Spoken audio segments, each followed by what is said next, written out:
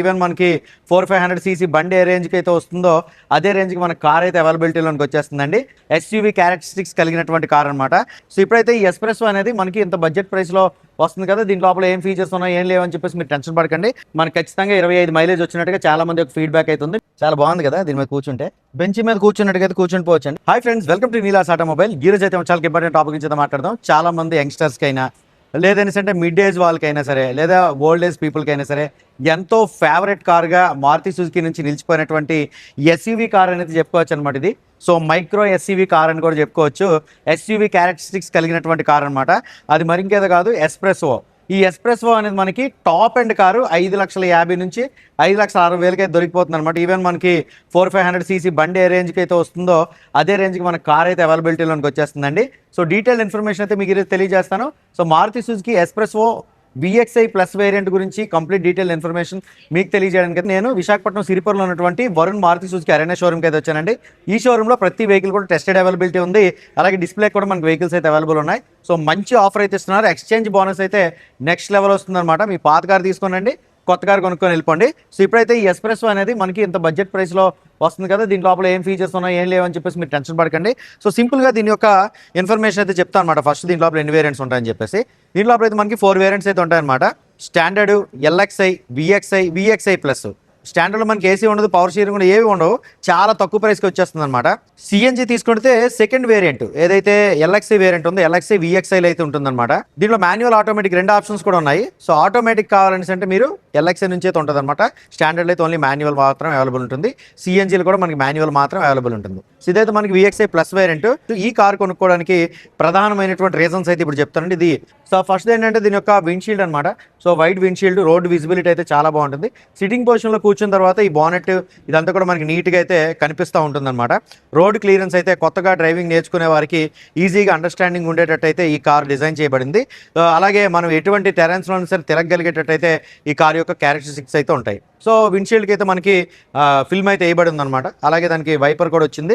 వైపర్కి washer కూడా ఇక్కడ నుంచి సింగిల్ వాషర్ అయితే వచ్చింది. సో ఇదైతే మనకి రెడ్ కలర్ కారు. చూడడానికి అయితే మాత్రం అగ్రెసివ్ అయితే ఉందన్నమాట. యంగ్స్టర్స్ ఎక్కువగా ఇష్టపడేటటువంటి కార్ అని కూడా చెప్పుకోవచ్చు. సో దీంట్లో అయితే మనకి టోటల్గా 6 కలర్స్ అయితే అవైలబుల్ ఉంటాయండి.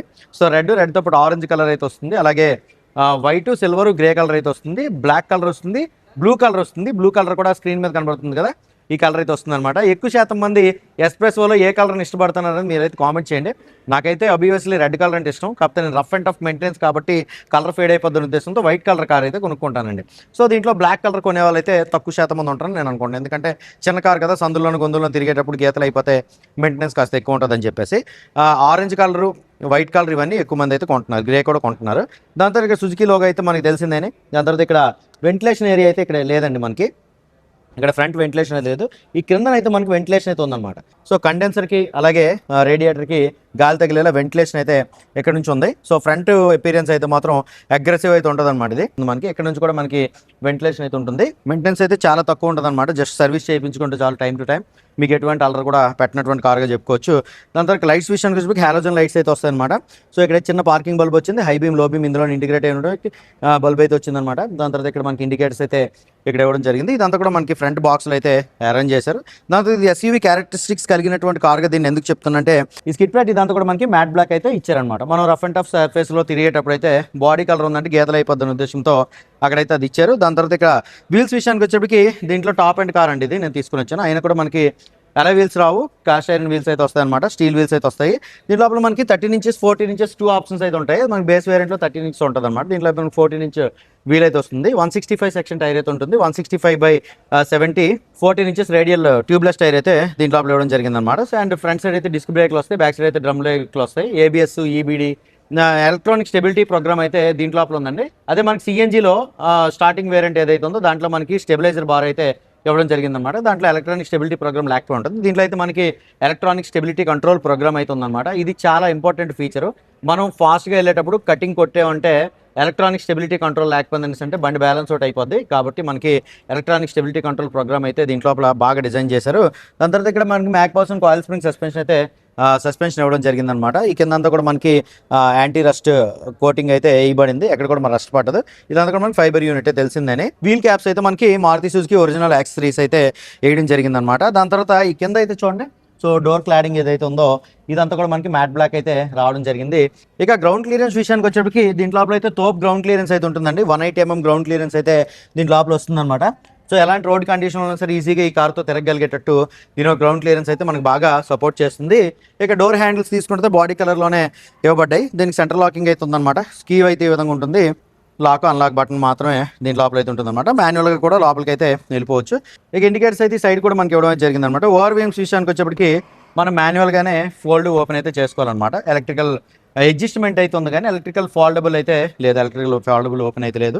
సో ఇదంతా కూడా మనకి ఫిల్మ్ అయితే వేయకుండా యూవీ ప్రొటెక్టెడ్ ఫిల్మ్ అయితే ఆల్రెడీ వేయబడి వచ్చిందనమాట. దాని తర్వాత పైన అయితే ఒక యాంటీనా అయితే ఇచ్చారు కదా. ఇప్పుడు ఈ కారు బ్యాక్ సైడ్ ఏముందో చూద్దాం. సో బ్యాక్ సైడ్ మనకి డ్రమ్ బ్రేక్లు అయితే వస్తాయి అనమాట. దాని తర్వాత ఇక బ్యాక్ ప్రొఫైల్ తీసుకుంటే చాలా బాగుంటుంది ఈ కార్ది. సో బ్యాక్ అయితే మనకి బ్యాక్ టైల్ గేట్ ఓపెనింగ్ కోసం అని చెప్పేసి ఇక్కడ మాన్యువల్గానే మనం ఓపెన్ చేసుకోవచ్చు అనమాట. లేదని అంటే ఫ్రంట్ సైడ్ మనకి లేవర్ ఇస్తారు. సో దాని నుంచి అయినా సరే ఓపెన్ చేసుకోవచ్చు. సో టైల్ గేట్ ఓపెన్ చేసిన తర్వాత లోపల విభాగం అయితే ఈ విధంగా ఉందండి. సో ఇక్కడైతే మనకి పార్సిల్ ట్రే అయితే ఒకటి ఇవ్వడం జరిగిందనమాట. ఇక బూట్ స్పేస్ విషయానికి వచ్చేప్పటికి చిన్న కార్ అయినప్పుడు కూడా 240 లీటర్స్ బూట్ స్పేస్ అయితే ఇక్కడ మనకి ఆఫర్ చేశారండి. 240 లీటర్స్ బూట్ స్పేస్. దాని తర్వాత ఇక్కడ మనకి స్పేర్ వీల్ అయితే ఇచ్చారనమాట. స్పేర్ వీల్ కూడా మనకి 14 ఇంచెస్ అయితే వచ్చిందండి. అంటే సేమ్ కార్ మొత్తం ఒకే టైర్ ప్యాటర్న్ అయితే ఉంది. ఇది కూడా స్పేర్ వీల్తో కలిపి. ఇది గైస్ లోపల అయితే ఇక టైల్ లైట్ సెక్షన్ విషయానికి వచ్చేప్పటికి ఇక్కడైతే మనకి స్టాప్ ల్యాంప్ అయితే ఉంటుంది అనమాట. హై మౌంట్ స్టాప్ ల్యాంప్ కూడా ఉంటుంది. టర్న్ ఇండికేటర్ అయితే కూడా ఉంటుంది. రివర్స్ లైట్ అయితే ఇక్కడ ఉంటుందండి. ఇవి రిఫ్లెక్టర్స్ మనకి. రివర్స్ పార్కింగ్ సెన్సార్లు అయితే దీంట్లో లోపల 2 ఇవ్వడం జరిగింది. సో బ్యాక్ సైడ్ కెమెరా అయితే లేదు, మనం కెమెరా అయితే వేయించుకోవాలన్నమాట. దీంట్లో లోపల స్క్రీన్ అయితే ఉంది. కెమెరా ఎక్స్ట్రా యాక్సరీస్ లో మనం వేయించుకోవాలి. ఇదండి. దాని తర్వాత బ్యాక్ సైడ్ కూడా మనకి డిఫ్యూజర్ అయితే చూడండి. ఇదంతా కూడా మన మ్యాట్ బ్లాక్ ఫినిషింగ్ అయితే వచ్చిందనమాట. వెనక దేనికి తగిలినా సరే ఇబ్బంది లేకుండా. అలాగే క్లియరెన్స్ కూడా చాలా ఎక్కువ అయితే ఇచ్చారండి. సో వేరే వెహికల్ దేనైనా టో చేయడానికి ఇక్కడ మనకి హుక్ కూడా ఇచ్చారనమాట. వేరే వెహికల్ కూడా ఇదైతే లాగేస్తుంది. దీంట్లో అయితే మనకి ఇది పెట్రోల్ ఆప్షన్ కారు కదండి. 27 లీటర్ల ఫ్యూల్ ట్యాంక్ అయితే ఉంటుంది అనమాట. పెట్రోల్ ట్యాంక్ 27 లీటర్లు అయితే ఉంటుంది. అండ్ దీని యొక్క మైలేజ్ గురించి అయితే ఖచ్చితంగా మాట్లాడుకోవాలి. సిఎన్జిలో ఈ బండి యొక్క మైలేజ్ అయితే 32.73 KMPL మైలేజ్ అయితే వస్తుంది పర్ కేజీ సిఎన్జికి. అదే మనకి పెట్రోల్ మైలేజ్ అయితే 24.76 అయితే వస్తుందన్నమాట. చాలా మందికి 25 మైలేజ్ అయితే ఎకానమీ స్పీడ్ 70-80 స్పీడ్ మెయింటైన్ చేసుకుంటే ఈ కార్లో మనకి ఖచ్చితంగా 25 మైలేజ్ వచ్చినట్టుగా చాలా మంది ఒక ఫీడ్బ్యాక్ అయితే ఉంది. మీ దగ్గర ఎస్ప్రెసో ఉంటే ఎంత మైలేజ్ వస్తుంది కింద కామెంట్ సెక్షన్ అయితే తెలియజేయండి. ఇక ఎస్ప్రెసోలో ఇంజిన్ విషయానికి వచ్చేప్పటికి K సిరీస్ ఇంజిన్ అయితే వస్తుందండి. సో K10 ఇంజిన్ అనమాట. ఇది 1000cc ఇంజిన్ అయితే వస్తుంది. అంటే 998cc ఇంజిన్ అయితే వస్తుంది. సో ఇంజిన్ మనకి petrol plus CNG 2 options note available ఉంది కదా. ఇదైతే మనకి పెట్రోల్ ఇంజిన్ అనమాట.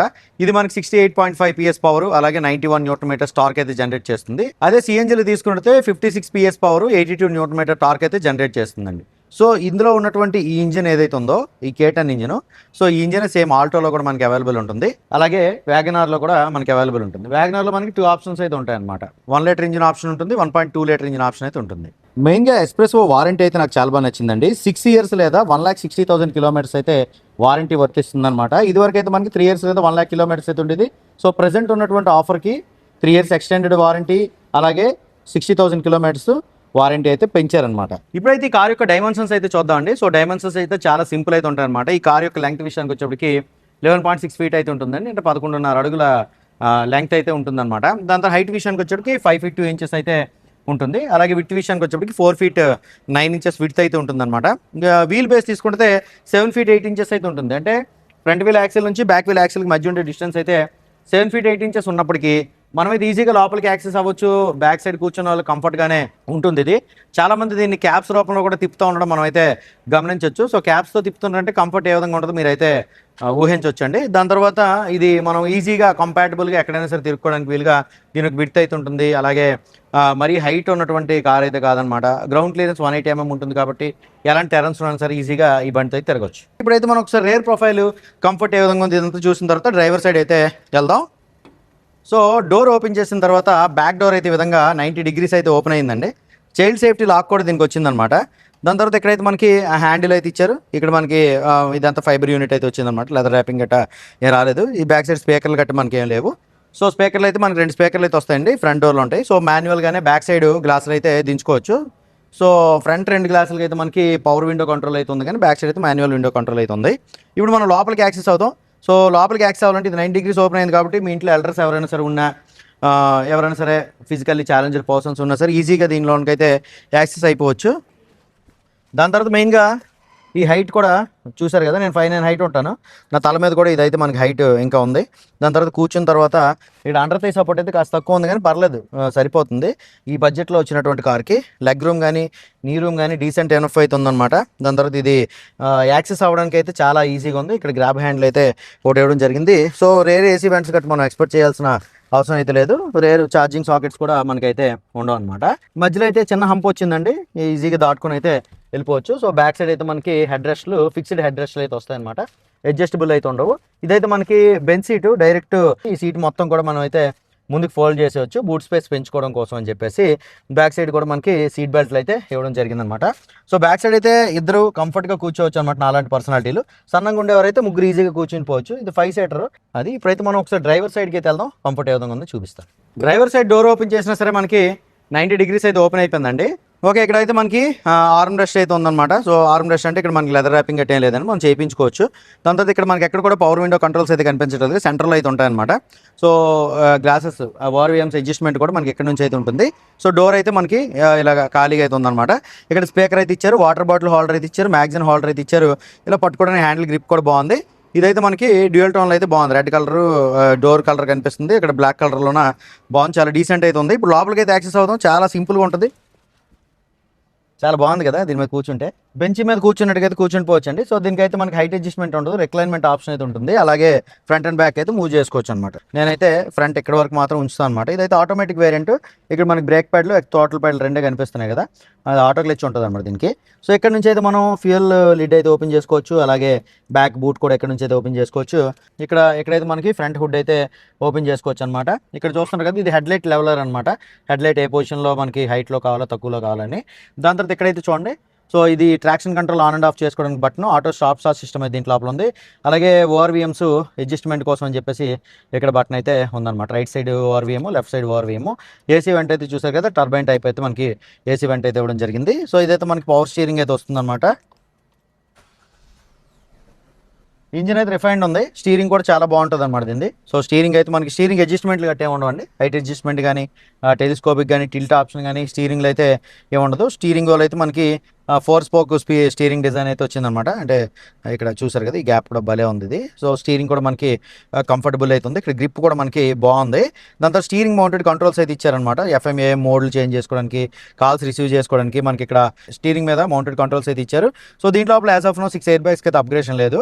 ఇక్కడైతే ఒక ఎయిర్ బ్యాగ్, అక్కడ ఒక ఎయిర్ బ్యాగ్, 2 ఎయిర్ బ్యాగ్స్ అయితే దీంట్లో లోపల వస్తాయన్నమాట. దాని తర్వాత ఇక్కడ రైట్ సైడ్ తీసుకుంటే హెడ్లైట్ కంట్రోల్స్ అయితే ఇక్కడ నుంచి వచ్చి, headlight on and off switch అయితే అక్కడ నుంచి వచ్చింది. టర్న్ ఇండికేటర్స్ కూడా అక్కడ నుంచి ఆపరేట్ చేసుకోవచ్చు. వైపర్ కంట్రోల్స్ అయితే ఇక్కడ నుంచి వచ్చేయండి. ఇక దీనికి క్లస్టర్ అయితే ఇక్కడ కనిపించట్లేదు కదా, సెంటర్లో అయితే ఉంటుందండి. దీనికి ఇన్స్ట్రుమెంట్ క్లస్టర్ అయితే సెంటర్లో ఉంటుంది అనమాట. అదే దీని యొక్క స్పెషల్ అట్రాక్షన్ అయితే చెప్పుకోవచ్చు. సో దీని లోపల అయితే స్పీడోమీటర్ కంప్లీట్ డిజిటల్ ఉంటుంది. స్పీడోమీటర్ అయితే డిజిటల్లో కనిపిస్తుంది కదా. ఇక్కడ గేర్ పొజిషన్ ఇండికేటర్ అయితే ఉంటుందండి.